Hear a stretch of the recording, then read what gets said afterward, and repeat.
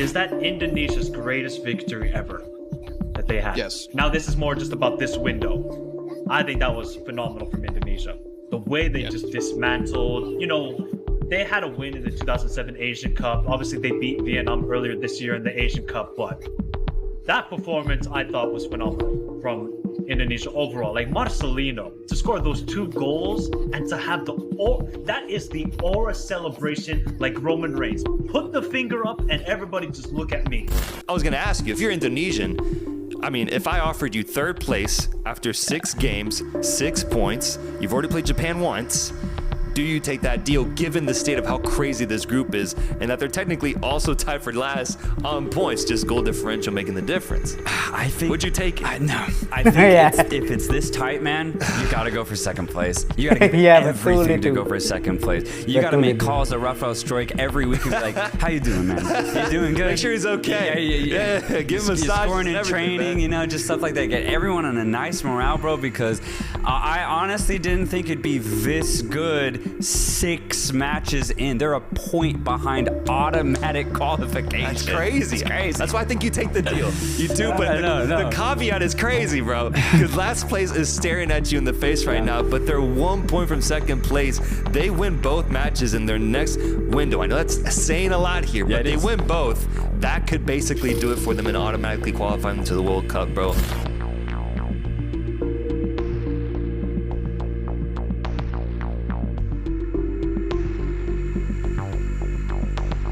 Indonesia has finally gotten their first victory in this tournament, and my goodness, was it in stunning fashion as Marcelino Ferdinand, the magnificent Marcelino, with a brace in this game at home, shutting down Hervé Renard's Saudi Arabia squad and defeating Saudi Arabia specifically for the first time in Indonesia's history. This is history right here, with a massive 3 points that now puts them in 3rd place and gives them that momentum, gives them that moment that I think they've been chasing for a while now. Exactly. This is their first victory in World Cup qualifying campaign for 2026. It's deserved. They've gotten very close several times throughout these last couple months. They finally get it. We saw in that first fixture against Saudi Arabia that Indonesia probably should have won that match. So I was very excited to see that they were now going to act as hosts to this very, very weak and confused Saudi side.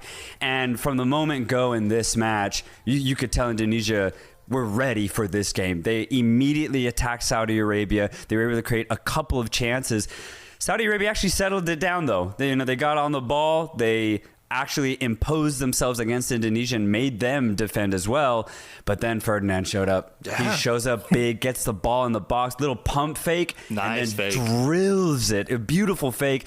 Indonesia go up 1-0. It's absolute scenes. It's scenes, dude. And that's what makes me happy, because we've been seeing the atmospheres that they can provide for this team, but they've had to settle for draws or a couple losses, especially after the game we saw against Japan as well, happening at home.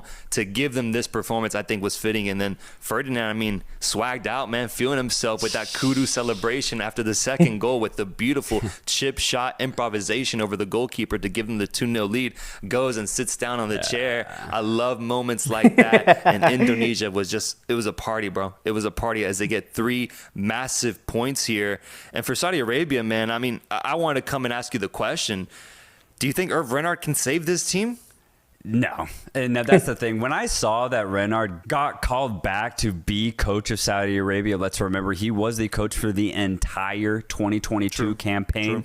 So it makes sense that they go back to a guy who was probably in charge of one of the most successful Saudi Arabian teams of all time. It makes sense. But we were saying this since the Asian Cup in January. It's not even Mancini's fault that he couldn't succeed with this team. The players just simply don't have the talent anymore, man. Wow. They boast the worst offense out of all 18 teams in Asian World Cup qualifying. They only have 3 goals, You're man. right. They only have 3 goals. Wow. In 6 games? It's pathetic, They used to man. score that many in one match back in 2018. Exactly, man. Exactly. That's why I have no faith in this side and no disrespect to Renard, but he's given an impossible task here. Like, honestly, they actually played a little bit better today compared to the Mancini games that we saw in September and October. But it's not enough, man. The players just don't have it anymore. And just the young players, we've talked about this for the last couple of months, the young players that are here simply just don't have that same magic, that same intensity, that same fluidity of Saudi Arabian players of the past. Completely agreed, dude. I think it'll be a win if they're able to make it any of that third or fourth qualification spot, given the state of this team offensively. For Indonesia, man, things are going to get very exciting because, yes, this group is crazy overall, but we do have a big Indonesian contingent that watches the show. Their next two matches, Australia and Bahrain. Dude, this is it. Like, this is it right here. And especially that Bahrain match specifically, man, is shaping up to be an absolute thriller with Indonesia hosting that match. It's going to get crazy, bro. Yeah. It's going to get crazy as Indonesia sits in third place now, Saudi Arabia in fourth. Yeah, this is going to be honestly defining these next two matches for Indonesia. It's going to get really emotional, man, because we've seen in every game, I guess minus the Japan game, Indonesia get very, very close to winning. And finally, they were able to pull it off here. I just get scared in the sense that what if Ferdinand's not the one scoring goals? Where is it really going to come from? We saw in this match against Saudi Arabia, Rafael Struijk get several opportunities. Wasted every single one of them, man. And he either fluffed his shot, made the wrong decision. It was honestly really disappointing because Indonesia, we know in space, are so threatening. And if Ferdinand's not finishing these chances, I get worried that the rest of Indonesia is going to waste those chances. So the other players outside of Ferdinand are going to have to step up in front of goal if Indonesia want to qualify for this World Cup. The thing is, the energy's there, the spacing's there, the defense is now there. We said the defense has greatly improved, and it has. They got a clean sheet today. The problem is I just get worried if other strikers aren't going to show up. Yeah, no, we had Ragnar also, I think, had an opportunity today that he couldn't put past the goalkeeper. And either this one or the Japan game, I remember.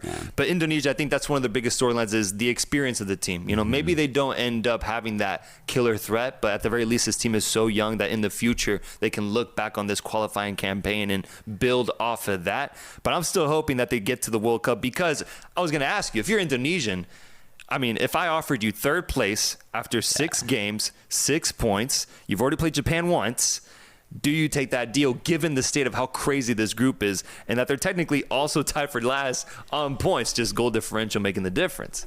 I think. Would you take it? No. I think if it's this tight, man, you got to go for second place. You got to give everything to go for second place. You got to make calls to Rafael Struijk every week and be like, how you doing, man?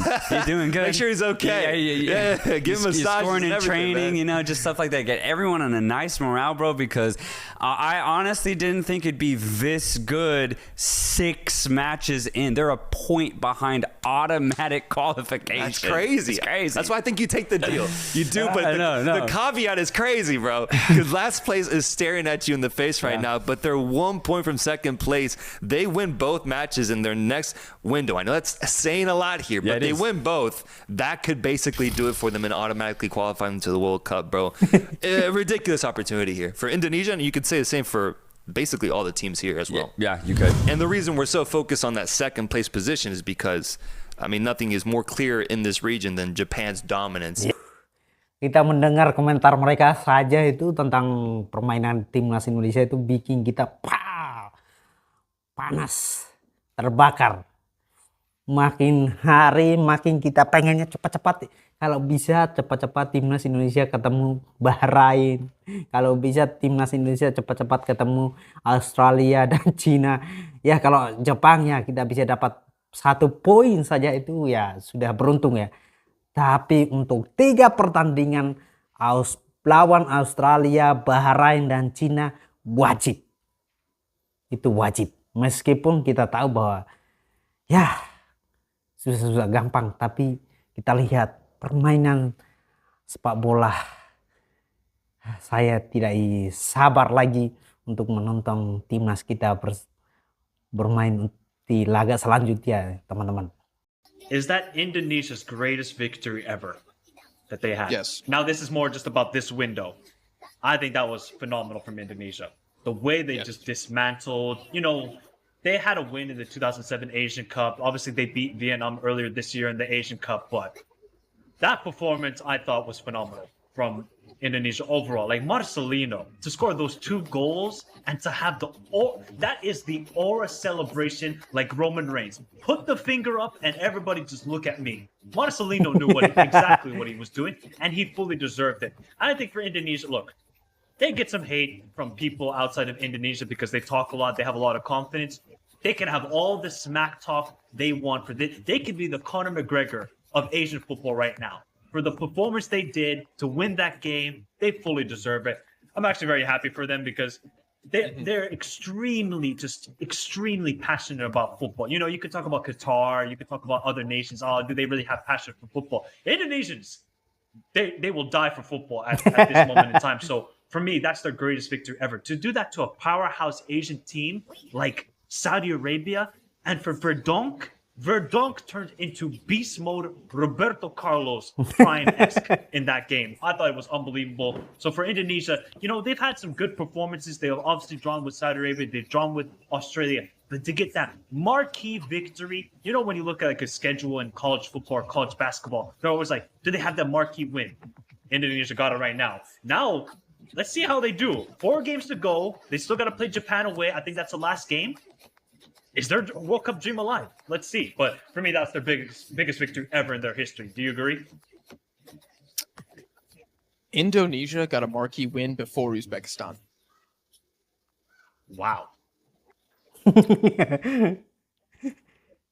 Tell me, I'll wait. Who did Uzbekistan beat? Are you specifically talking about this round? I'm talking, we can go back to last year and a half. Who Uzbekistan beat? Yeah. They didn't really beat anybody marquee at the Asian Cup. They only beat Thailand. Yeah, This might be it. Wow. Indonesia actually got a powerhouse victory over Uzbekistan. That is crazy.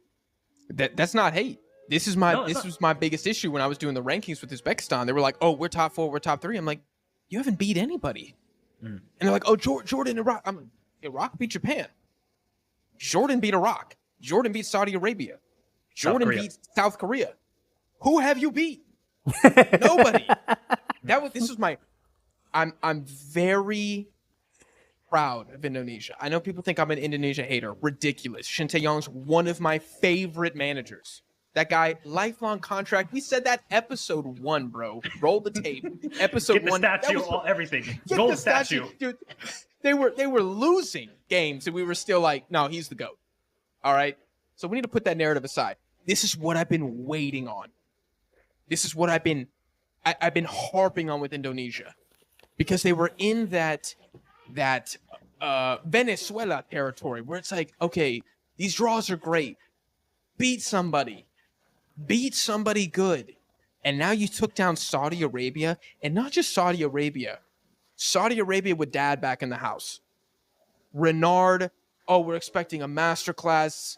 You know, Poppy's home. He's going to completely rejuvenate the team. And not only did you beat them 2-0. You had way scarier chances. Should have been 4-0. Saudi Arabia created. Should have been 4-0. So this isn't even Indonesia won 2-0 against Saudi Arabia, and they were lucky. No.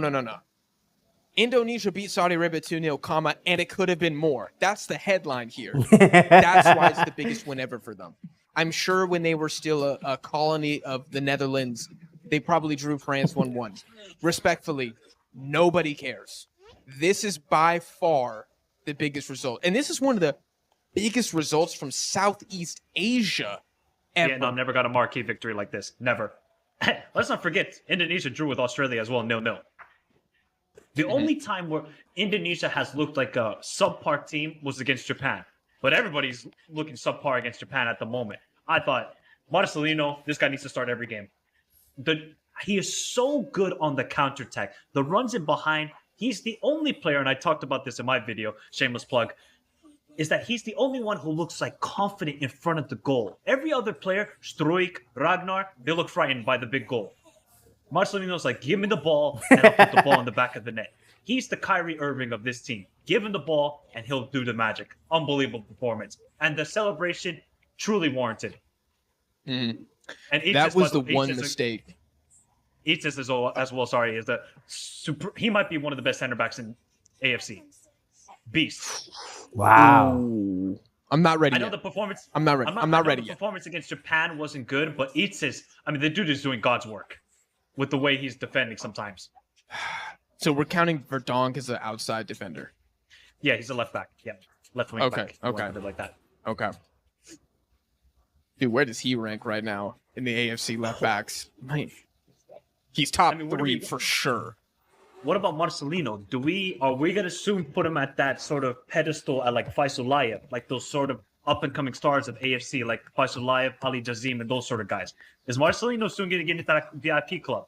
He's damn close. I was gonna say that's the one mistake I think Shin Tae-yong made was not playing him enough. I think maybe he fell too in love with some of the Dutch guys coming over. You gotta play Marcelino. Have to. Yeah. Have to. Because, he's also the local guy, too. I think it's really important for the fan base as well to see that guy out there. And it's not from charity. It's because he's the truth. So I think the only thing keeping him out of the Ali Jassim discussion is playing time. Ali Jassim playing a lot for Iraq. We just need to see a couple more performances from Marcelino. How Struijk gets more minutes than him, I don't understand that. I don't. I really don't. Okay. I got another takeaway here on the opposite side of things. It's kind of a sad takeaway. Apologies for that. Still drop a like in the video. I think the state of goalkeeping in Asia is quite concerning to me. And I think it's lagging behind the development of the rest of the pitch. I mean, we talked in the other video very briefly about the ability for Asian goalkeepers to play out from the back. And I'm currently compiling a document. It's not done yet. Oh, God. Of This the document pass ain't gonna look completion good. rate. I'm telling you, so far, It's gonna look dude, like it is. WikiLeaks. Bro, it is. Yeah, I'm definitely getting put on a watch list after publishing this from several federations because they don't want their goalkeepers to get exposed this badly. I'll just say, overall, I've only done a couple goalkeepers, including Martin Pies.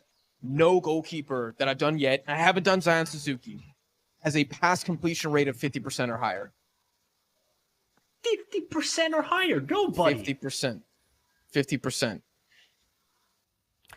Ada catatan penting yang harus menjadi pegangan buat coach Shin Tae-yong ya, yaitu harus memberikan menit bermain lebih banyak lagi untuk Marcelino Ferdinand karena ini anak sangat-sangat luar biasa sekali.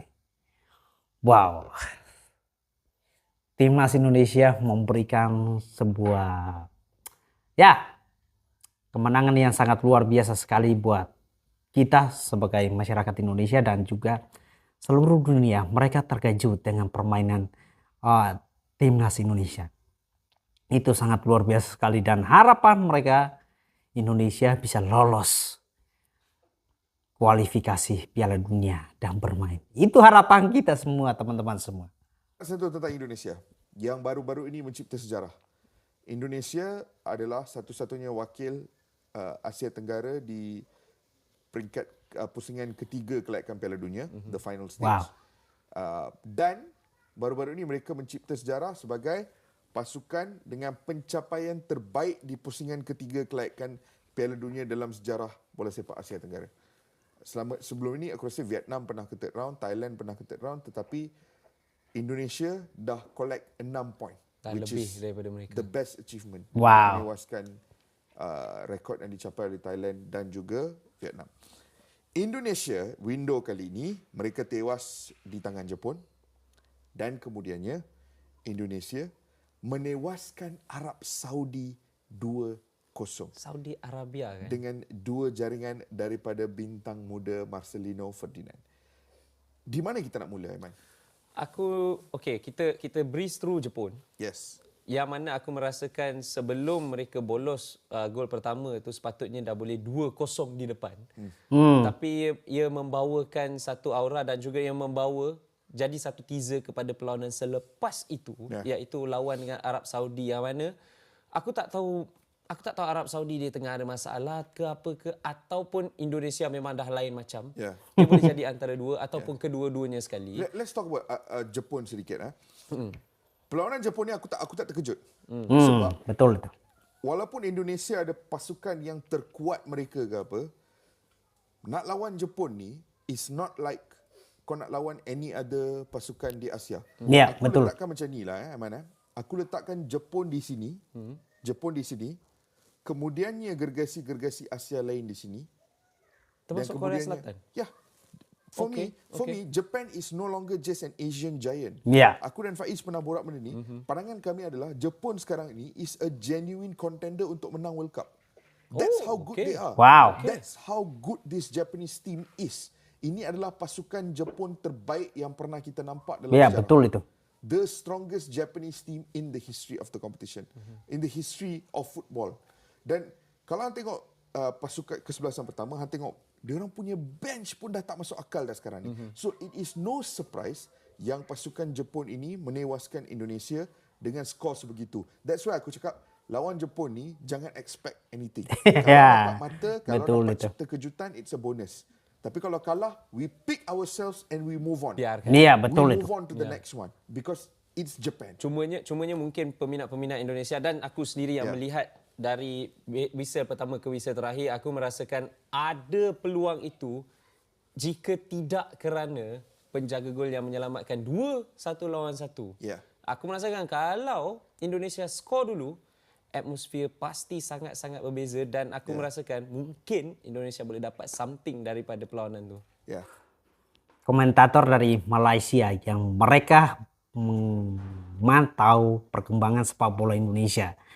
Dan pendapat mereka kurang lebih hampir sama dengan komentator dari negara lainnya. Mereka menganggap bahwa permainan sepak bola timnas kita itu sangat luar biasa sekali. Mengalami perkembangan yang sangat masif. Ya, mereka juga sependapat bahwa ketika berlawanan dengan Jepang ya, kita tidak perlu harus menaruh ekspektasi tinggi-tinggi amat seperti apa yang dikatakan oleh Bung Toel ya teman-teman, yang terlalu mencari celah, yang ngotot harus menang lawan Jepang ya. Padahal kita tahu formasi pemain Jepang ini sangat-sangat luar biasa hebat sekali. Ya, memiliki harapan itu tidak masalah, tapi memaksakan untuk harus ini saya yakin hanya akan membawa luka ya, atau mencari kesalahan dari timnas, para pemain, pelatih, itu sebuah kebodohan yang sangat jelas sekali ya teman-teman semua. Bagi aku, kita tolak tepi perlawanan tersebut because a defeat is a defeat and it's Japan to begin with. Japan. Aku tak nak overanalyze perlawanan tersebut lah. Sebab it's Japan, right? But then comes Saudi Arabia. Ini bukan Arab Saudi di bawah Roberto Mancini. Ini adalah Arab Saudi di bawah Hervé Renard. Individu yang membantu mereka menewaskan Argentina di Piala Dunia 2022. Ketua jurulatih yang sangat berpengalaman dan memiliki reputasi yang cukup besar, tetapi kemasukan dia semula masih gagal membantu Arab Saudi mendapat apa-apa di Gelora Bung Karno because Indonesia that night, Aiman. Pasukan yang dua benda yang diorang got on point, dua benda. Satu is struktur, cara mereka bertahan, komitmen kepada setiap aksi-aksi defensif, komitmen kepada menghentikan segala asakan dan peluang yang cuba dicipta oleh Arab Saudi. But second, counter attack setup. Setup counter attack daripada mereka sangat luar biasa. Dan itu yang bagi aku became the foundation kepada satu aksi yang betul-betul memukau di Gelora Bung Karno. Aku setuju dengan counter attack, dua gol, tapi satu perkara yang aku sangat suka ialah atmosfer di Gelora Bung Karno itu sendiri. Mereka tahu mereka datang sebagai underdog. Tapi aku teringat, aku ada lihat satu posting bersama dengan komentator di sana iaitu Des Cockhill. Des Cockhill kata apa? Kalau Indonesia mahukan result, mereka akan memerlukan peminat-peminat untuk berada di belakang mereka nyanyi, chanting, bising untuk 90 minit untuk dapatkan sesuatu, dan sememangnya itu inspirasi yang dah dibawa oleh penyokong-penyokong sell out crowd di game itu, sehingga membuatkan mereka buatlah apa saja 50-50, dah macam nak pergi perang, dah memang macam berperang pemain-pemain ini. Dan apa yang lebih manisnya, gol-gol itu dijaringkan oleh apa yang boleh mereka sifatkan sebagai one of their own. Marcelino Ferdinand, seorang pemain muda yang memang kita dah tahu bakatnya untuk 2-3 tahun kebelakangan ini. Tapi game itu adalah pada aku defining moment, kerana Marcelino Ferdinand bila aku ingat balik, aku ada mengulas game Indonesia lawan Iraq di Under 23 third place playoff, yang mana siapa menang boleh pergi ke Olimpik. Aku teringat Marcelino Ferdinand dalam perlawanan itu macam ada sesuatu yang ingin dibuktikan. Terlalu. Pada aku, dia ada sesuatu yang ingin dibuktikan. Of course, itu adalah satu perkara yang bagus. Tapi kadang-kadang membawa itu terlalu, agak melampau. Yang mana cuba untuk melakukan semua perkara secara bersendirian sehingga kan dikritik oleh peminat-peminat dan juga pandit di sana. Tapi apa yang saya tengok, pembangunan belia Indonesia, pasukan Indonesia ni banyak sangat ketara. Dan kita boleh tengok jugalah beberapa pemain yang pernah bermain dekat Korea yang perform pun, ada yang bermain dekat Thailand juga. So, tapi bagi saya lah, apa yang mereka lakukan sekarang, liga diorang pun sangat berjalan dengan lancar. Fans dekat sana of course ekstrim. Tapi untuk pembangunan, banyak kelab, bila banyak kelab, banyak pembangunan, banyak pemain muda yang boleh bermain untuk pasukan kebangsaan. Walaupun ada ramai pemain import, tapi peluang untuk pemain muda dia bermain di peringkat tertinggi sangat banyak. So that's why pemain muda di sana sangat cukup bagus. Tentu saja kemajuan sepak bola Indonesia itu karena manajemennya bagus, pemimpin yang di dalam itu juga bagus. Kalau tidak, saya tidak yakin akan mencapai di tahap ini. Sekali lagi, prestasi itu tidak selalu berbicara tentang mendapatkan trofi dan lain sebagainya. Tapi perkembangan sepak bola, banyak sorotan media untuk kita dan negara kita makin dipandang tidak dengan sebelah mata, itu sebuah prestasi yang besar.